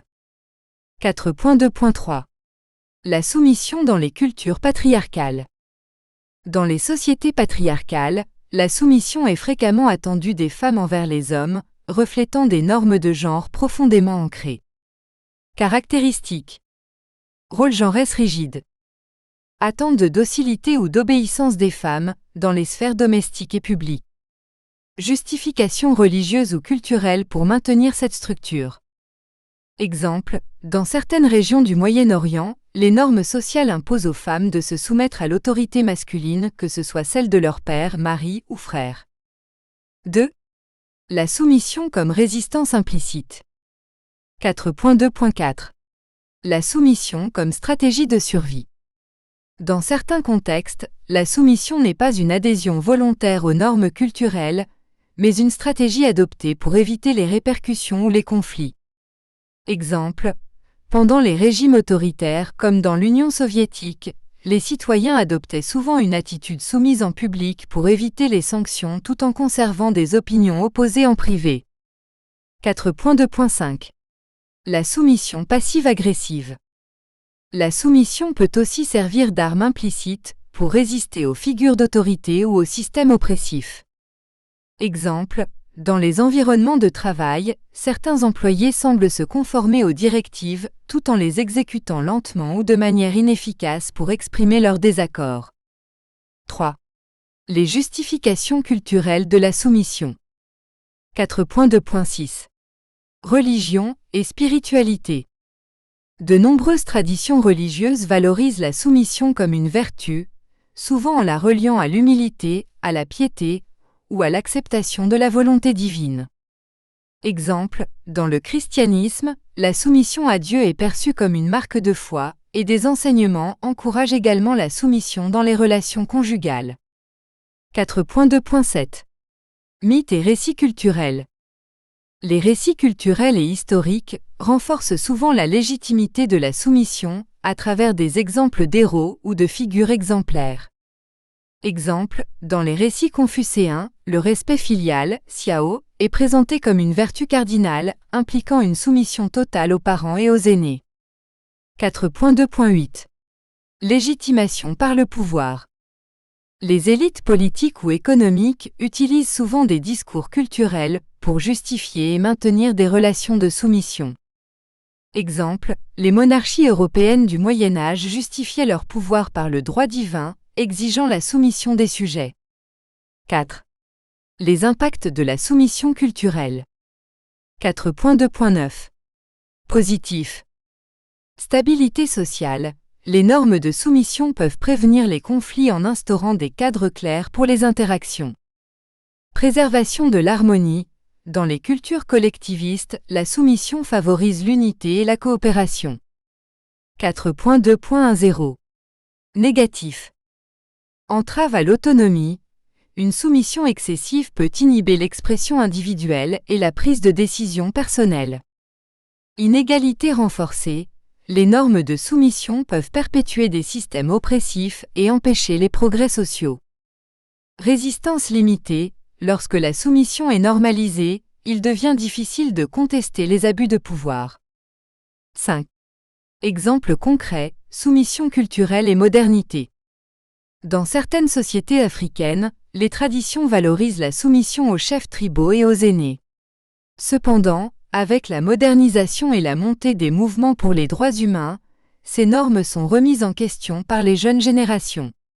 Cela crée des tensions entre le respect des traditions et la quête d'autonomie individuelle. Conclusion, contexte culturel et choix personnels. La soumission culturelle n'est ni universellement négative, ni positive. Elle reflète les valeurs, les besoins et les structures d'une société donnée, mais peut aussi être instrumentalisée pour maintenir des inégalités. Comprendre ces contextes permet de naviguer dans ces dynamiques avec discernement, en trouvant un équilibre entre respect des traditions et quête d'autonomie. 4.3. L'art de céder sans se perdre. Céder peut être perçu comme une capitulation ou un signe de faiblesse. Cependant, l'art de céder sans se perdre repose sur la capacité à préserver son intégrité, tout en répondant aux exigences ou aux contraintes d'une situation donnée. Cela implique de faire preuve de sagesse, de discernement et de maîtrise de soi pour éviter que le compromis ne devienne une abdication de soi. 1. Pourquoi céder peut être un acte de force? 4.3.1. Préserver l'essentiel. Céder dans des situations secondaires permet de concentrer son énergie et ses ressources sur ce qui compte réellement. Exemple, lors d'un conflit familial, accepter une concession mineure pour éviter un désaccord qui pourrait nuire à des relations importantes. 4.3.2. Construire des relations équilibrées. Céder de manière réfléchie peut renforcer la confiance et montrer une ouverture à la collaboration. Exemple, dans une négociation, montrer une flexibilité sur certains points pour favoriser un compromis qui profite aux deux parties. 4.3.3. Une preuve de maîtrise de soi. Choisir consciemment de céder démontre une maturité émotionnelle et une capacité à mettre son ego de côté. 2. Les principes pour céder sans se perdre. 4.3.4. Comprendre ses limites. Il est crucial de connaître les domaines où il est possible de faire des compromis et ceux où il est essentiel de rester ferme. Exemple, céder sur une décision de groupe au travail, mais ne pas transiger sur ses valeurs éthiques. 4.3.5. Identifier les priorités. Avant de céder, il faut évaluer l'importance de la situation par rapport à ses objectifs et ses aspirations. Question clé. Céder ici impactera-t-il mes valeurs ou mes objectifs à long terme? 4.3.6. Garder une vision à long terme. Parfois, céder temporairement peut ouvrir des opportunités ou éviter des conflits inutiles qui entraveraient des objectifs plus larges. Exemple, lorsqu'un supérieur insiste sur un choix stratégique discutable, acceptez tout en préparant une solution alternative pour le futur. 3. Technique pour céder avec discernement. 4.3.7. Posez des conditions. Lorsque vous cédez, assurez-vous que cela soit accompagné d'un compromis ou d'une reconnaissance mutuelle. Exemple, je suis d'accord avec votre proposition, mais en échange, j'aimerais que nous explorions cette autre option lors du prochain projet. 4.3.8. Maintenir une communication claire. Exprimer les raisons pour lesquelles vous cédez aide à préserver votre position tout en montrant que la décision est consciente. Exemple, je préfère une autre approche, mais pour avancer rapidement, je suis prêt à essayer la vôtre pour cette fois. 4.3.9. Utilisez l'écoute active. Montrer une compréhension des besoins de l'autre peut désamorcer les tensions et faciliter un compromis équilibré. Exemple, reformulez les préoccupations de l'autre partie pour montrer que vous les prenez en compte. Je comprends que ce point est crucial pour vous. 4.3.0. Développer une flexibilité mentale. Être prêt à explorer différentes perspectives et solutions favorise une soumission volontaire sans sentiment de perte de contrôle. 4. Les dangers d'un excès de concession. 4.3.1. Perte d'identité. Céder systématiquement sans discernement peut conduire à une dilution de ses valeurs et aspirations personnelles. Exemple, un employé qui accepte constamment des charges de travail supplémentaires finit par négliger ses propres besoins et aspirations. 4.3.2. Dégradation de la confiance en soi. Une soumission excessive peut entraîner un sentiment d'impuissance ou d'inutilité. Solution, apprendre à dire non et reconnaître ses propres contributions comme valables. 4.3.3. Renforcement des dynamiques de domination. Céder sans poser de limites peut encourager les comportements dominateurs chez les autres. Exemple, dans une relation personnelle, céder systématiquement aux demandes de l'autre peut créer un déséquilibre de pouvoir. 5. Exemple de concession équilibrée. 4.3.4. Concession dans une négociation. Lors d'une discussion salariale, accepter une augmentation inférieure à ses attentes en échange de bénéfices supplémentaires comme des horaires flexibles ou des opportunités de formation. 4.3.5. Concession dans une relation personnelle.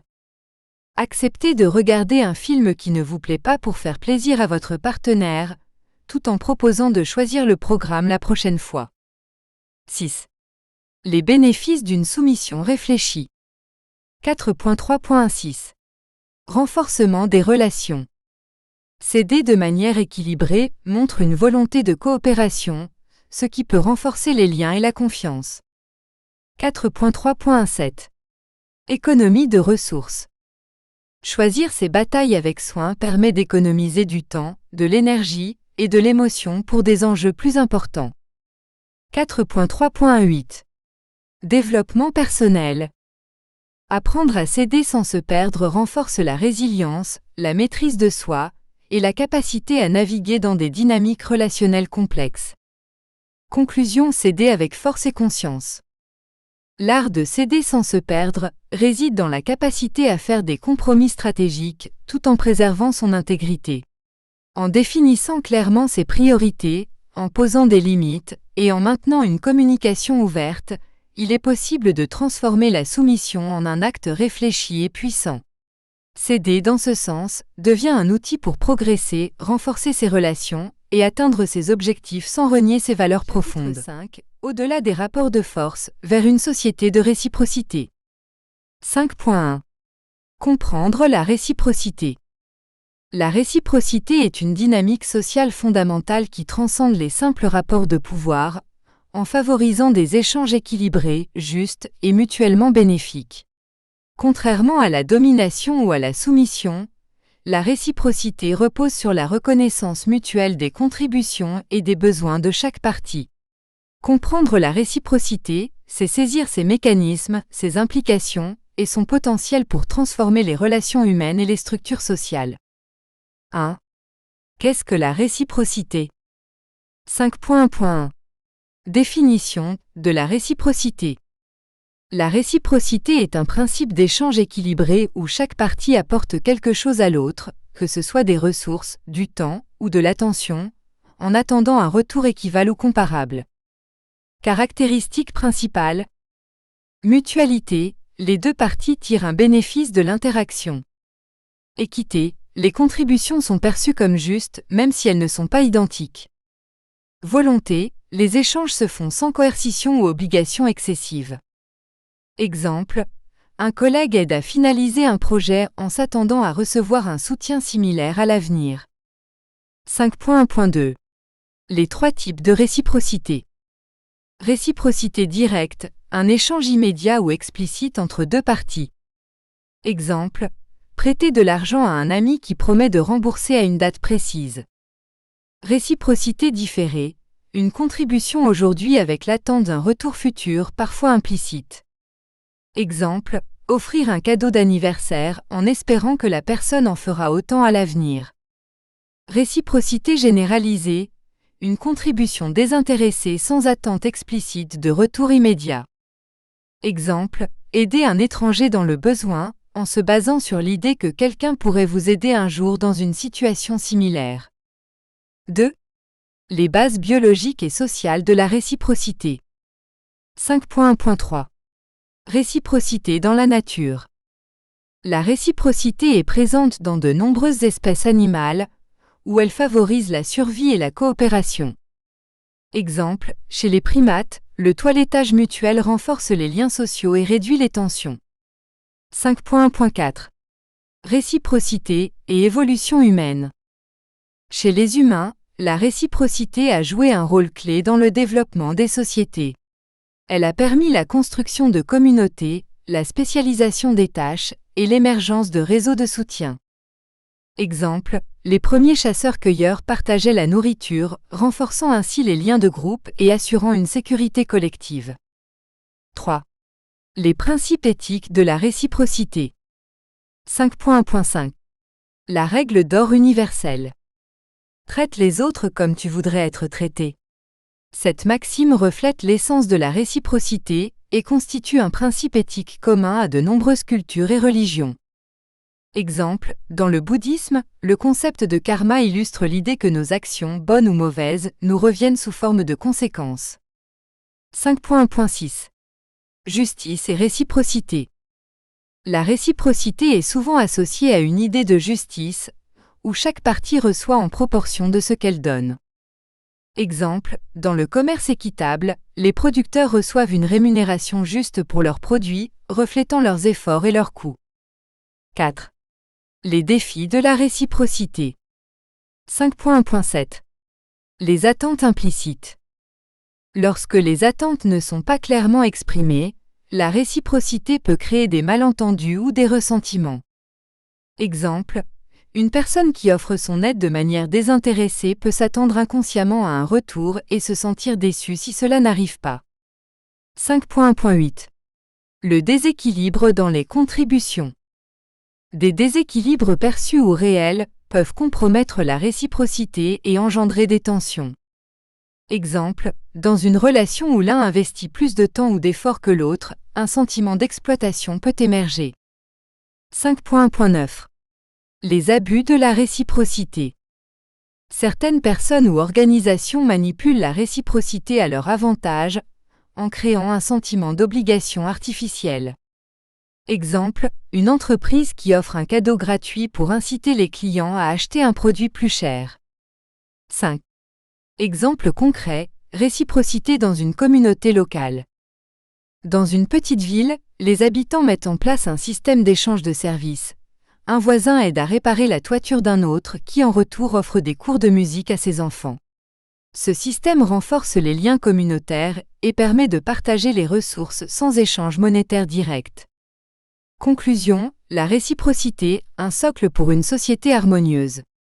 Comprendre la réciprocité et ses multiples facettes permet de dépasser les rapports de force pour construire des relations basées sur l'équité et la collaboration. Elle n'est pas seulement une dynamique d'échange, mais une philosophie de vie qui valorise le respect mutuel, la générosité et la justice. Dans une société de réciprocité, chacun trouve sa place et contribue à un équilibre collectif durable. 5.2. Construire des relations d'égalité. Les relations d'égalité, fondées sur la reconnaissance mutuelle et le respect des besoins et des aspirations de chacun, constituent une alternative aux rapports de domination et de soumission. Ces relations équilibrées, basées sur la réciprocité, favorisent une communication saine, une collaboration efficace et un développement personnel et collectif harmonieux. Apprendre à construire et maintenir des relations d'égalité est une étape cruciale pour dépasser les dynamiques de pouvoir traditionnelles. 1. Les principes fondamentaux des relations d'égalité. 5.2.1. Reconnaissance de la valeur de chacun. Chaque individu apporte des compétences, des expériences et des perspectives uniques qui méritent d'être respectées et valorisées. Exemple, dans une équipe professionnelle, chaque membre du stagiaire au manager joue un rôle essentiel dans la réussite collective. 5.2.2. Partage équitable des responsabilités. Les relations équilibrées reposent sur une répartition juste des tâches et des responsabilités, évitant que l'une des parties ne porte une charge excessive. Exemple, dans une relation de couple, partagez les tâches domestiques en fonction des compétences et du temps disponible de chacun. 5.2.3. Transparence et communication ouverte. L'égalité nécessite une communication honnête, où chaque partie peut exprimer ses besoins, ses limites et ses attentes sans crainte de jugement ou de représailles. Exemple, lors d'un conflit, discutez calmement des points de désaccord et cherchez une solution commune. 2. Les obstacles aux relations d'égalité. 5.2.4. Les déséquilibres de pouvoir. Les différences de pouvoir, qu'elles soient économiques, sociales ou culturelles, peuvent créer des relations asymétriques. Exemple, dans une relation employeur-employé, l'autorité hiérarchique peut rendre difficile une communication véritablement égalitaire. 5.2.5. Les stéréotypes et les attentes culturelles. Les normes sociales ou culturelles imposent souvent des rôles spécifiques qui limitent l'égalité dans les relations. Exemple, dans certaines cultures, les femmes sont traditionnellement perçues comme responsables des tâches domestiques, même si elles travaillent à temps plein. 5.2.6. Les comportements de contrôle ou de soumission. Les habitudes liées à des dynamiques de domination ou de soumission peuvent entraver la construction de relations équilibrées. Exemple, une personne habituée à tout contrôler peut involontairement réduire l'autonomie de l'autre partie. 3. Les étapes pour construire des relations d'égalité. 5.2.7. Identifier et déconstruire les déséquilibres. Analyser la dynamique actuelle de la relation pour repérer les déséquilibres et leurs causes. Question clé. Quels sont les rôles que nous jouons chacun dans cette relation et sont-ils équilibrés? 5.2.8. Établir des attentes claires. Discuter des attentes de chaque partie pour éviter les malentendus et les ressentiments. Exemple, dans une relation amicale, clarifier les limites financières pour éviter que l'un ne se sente exploité lors de sorties ou de voyages. 5.2.9. Promouvoir la collaboration. Encourager une approche collaborative où les décisions et les responsabilités sont partagées. Exemple, dans un projet d'équipe, décider collectivement des rôles et des objectifs pour que chacun se sente impliqué. 5.2.0. Cultiver l'empathie et l'écoute active. Comprendre les perspectives, les besoins et les émotions de l'autre permet de mieux répondre à ses attentes et de construire un respect mutuel. Exemple, écouter attentivement un collègue qui exprime une frustration, même si l'on n'est pas directement concerné. 4. Maintenir des relations d'égalité sur le long terme. 5.2.1. Faire preuve de flexibilité. Les relations évoluent, et maintenir l'égalité nécessite une adaptation continue au changement des besoins ou des circonstances.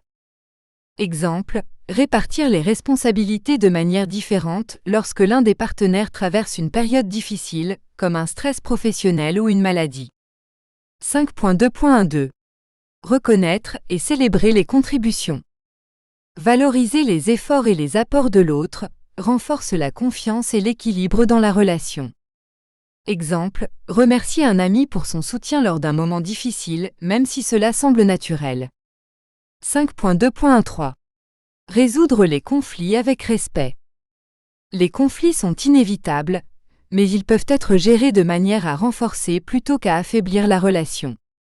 Exemple, lors d'un désaccord, éviter les attaques personnelles et se concentrer sur les solutions plutôt que sur les reproches.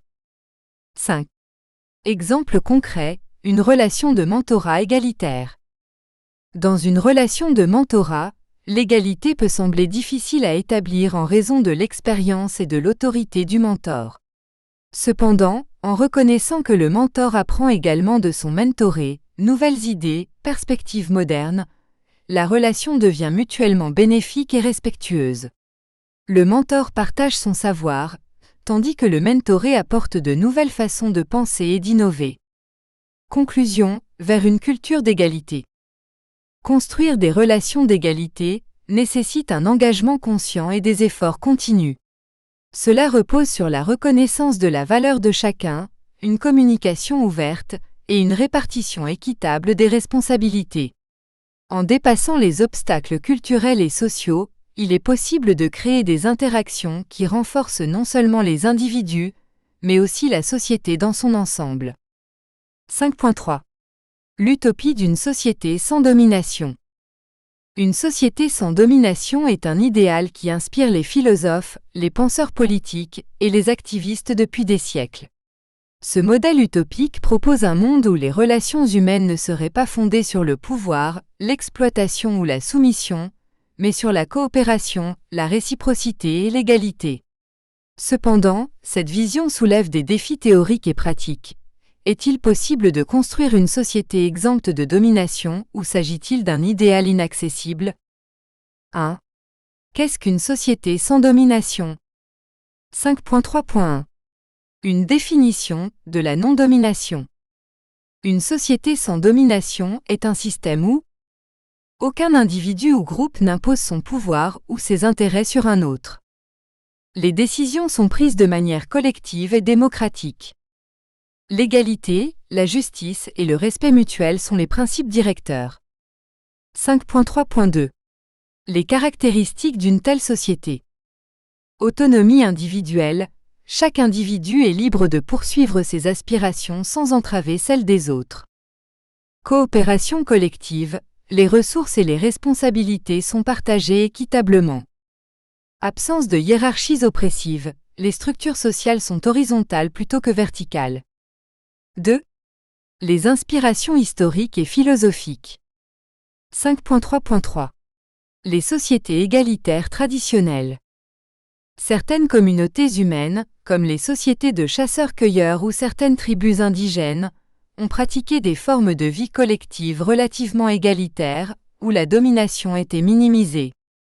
Exemple, les communautés autochtones d'Amazonie, où les décisions sont prises par consensus et où les ressources sont partagées.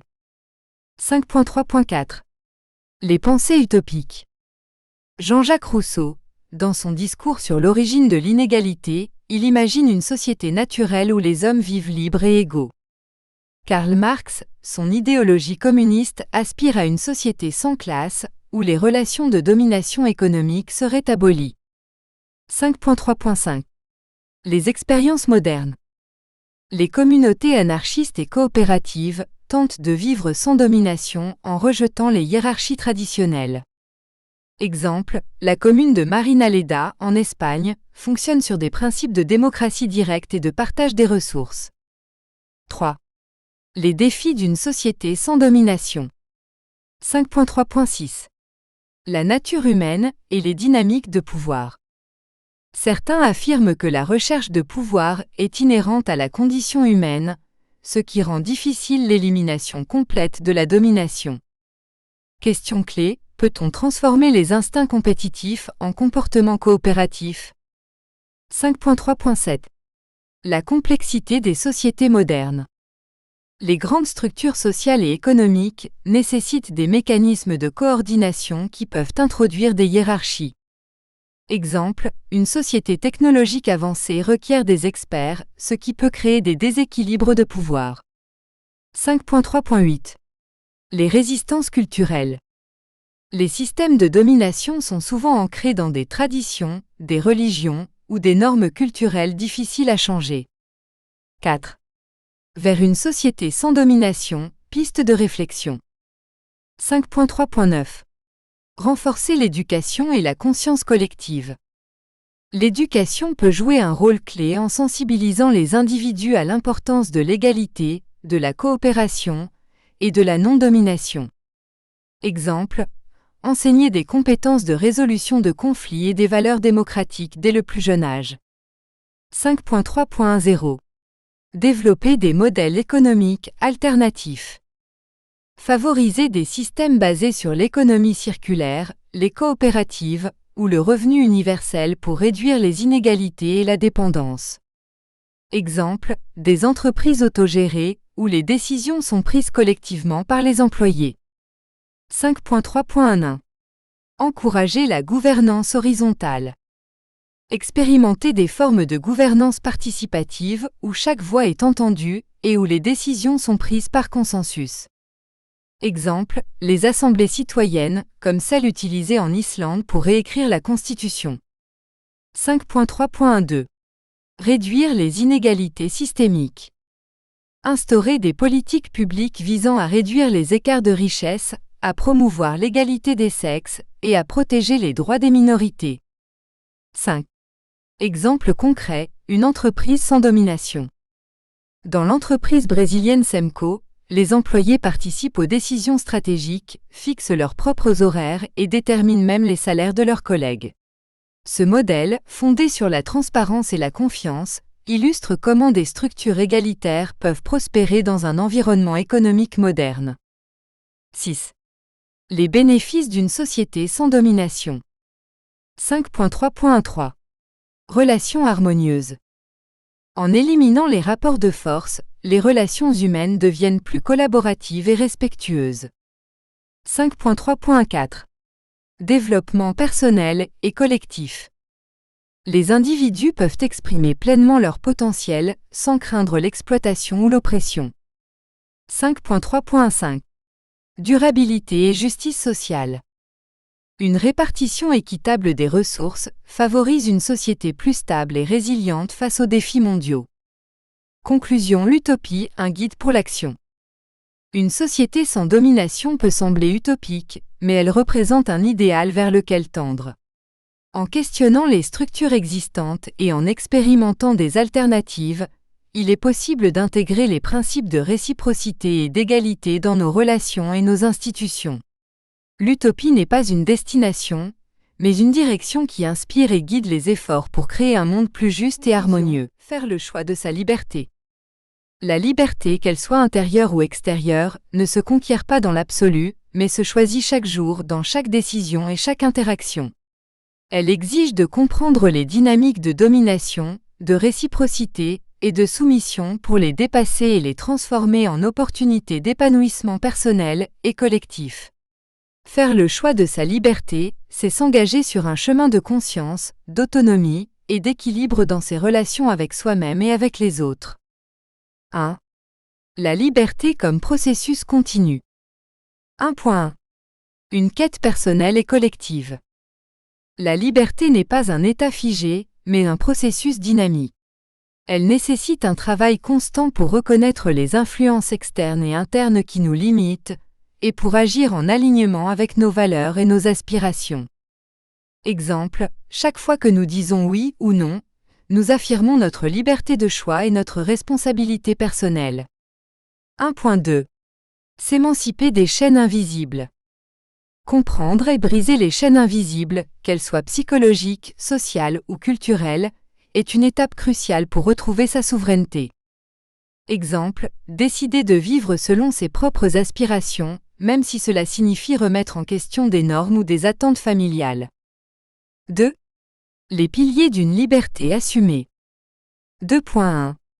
Connaissance de soi. Faire le choix de sa liberté commence par une introspection profonde pour comprendre ce que l'on veut vraiment, indépendamment des influences extérieures. Question clé. Quelles sont mes valeurs fondamentales et comment puis-je les incarner dans ma vie quotidienne? 2.2. Courage et résilience. La liberté demande le courage d'affronter ses peurs et la résilience pour surmonter les obstacles. Exemple, quitter un emploi sécurisant mais insatisfaisant pour poursuivre une passion. 2.3. Réciprocité et collaboration. La liberté véritable ne s'oppose pas à celle des autres. Elle se construit dans une dynamique d'échange équilibré, où chacun peut s'épanouir sans écraser l'autre. Exemple, dans une relation, choisir de coopérer plutôt que de dominer ou de se soumettre. 3. Le choix de la liberté dans un monde complexe. 3.1. Naviguer dans les rapports de pouvoir. Comprendre les dynamiques de domination et de soumission dans la société permet de s'affirmer sans tomber dans la lutte stérile ou l'abandon. Exemple, dans un débat professionnel, choisir d'exprimer ses idées avec assertivité plutôt que de se taire ou d'imposer son point de vue. 3.2. Équilibrer autonomie et interdépendance. La liberté ne signifie pas l'isolement. Elle implique de reconnaître l'interdépendance avec les autres, tout en préservant son autonomie. Exemple, accepter l'aide d'un ami sans se sentir redevable, mais en valorisant l'échange mutuel. 3.3. Créer une société de liberté partagée. La liberté individuelle s'épanouit pleinement dans une société qui valorise l'égalité, la justice et la réciprocité. Exemple, participer à des initiatives collectives, comme des assemblées citoyennes ou des projets communautaires, pour contribuer à un monde plus équilibré. 4. Faire de la liberté un choix quotidien. 4.1. Se responsabiliser. La liberté implique une prise en charge active de ses choix et de leurs conséquences. Exemple, accepter les risques associés à un changement de vie, plutôt que de rester dans l'immobilisme par peur de l'inconnu. 4.2. Cultiver la gratitude et l'humilité. Être libre, c'est aussi reconnaître ce que l'on a déjà et rester ouvert aux enseignements des autres. Exemple, apprécier les opportunités qui se présentent, même lorsqu'elles impliquent un effort ou un compromis. 4.3. Revenir à l'essentiel. Faire le choix de la liberté, c'est simplifier sa vie pour se concentrer sur ce qui compte vraiment. Exemple, réduire les distractions numériques pour consacrer plus de temps à ses passions ou à ses proches. Conclusion finale, la liberté, un engagement pour soi et pour les autres. Faire le choix de sa liberté, c'est devenir pleinement acteur de sa vie. Cela implique de naviguer entre autonomie et interdépendance, de reconnaître et de dépasser les dynamiques de pouvoir et de construire des relations fondées sur la réciprocité et l'équilibre. En choisissant chaque jour de vivre en alignement avec ses valeurs, on contribue non seulement à son propre épanouissement, mais aussi à celui d'une société plus juste et harmonieuse. La liberté est un voyage, non une destination. Chaque pas, chaque décision, est une affirmation de qui nous sommes et de ce que nous voulons devenir. Table des matières. Introduction entre pouvoir et liberté. Chapitre 1. Les racines de la domination. 1.1. Les origines évolutionnaires du pouvoir. 1.2. Domination à travers les civilisations. 1.3. La psychologie de la domination et de la soumission. Chapitre 2. L'exploitation. Quand la soumission devient un outil. 2.1. Les dynamiques des types de pouvoir dans l'économie. 2.2. L'exploitation psychologique. La manipulation des masses. 2.3. Les enjeux de l'exploitation systémique. Chapitre 3. Autonomie. Construire sa propre souveraineté, 3.1. Reconnaître les chaînes invisibles, 3.2. Les piliers de l'autonomie, 3.3. La liberté intérieure. Chapitre 4. Soumission choisie. Quand céder devient un acte de force, 4.1. La soumission stratégique. Un acte de sagesse, 4.2. Les contextes culturels de la soumission, 4.3. L'art de céder sans se perdre. Chapitre 5. Au-delà des rapports de force, vers une société de réciprocité, 5.1. Comprendre la réciprocité, 5.2. Construire des relations d'égalité, 5.3. L'utopie d'une société sans domination. Conclusion. Faire le choix de sa liberté. Table des matières, droit d'auteur, copyright, 2026, Gigelman,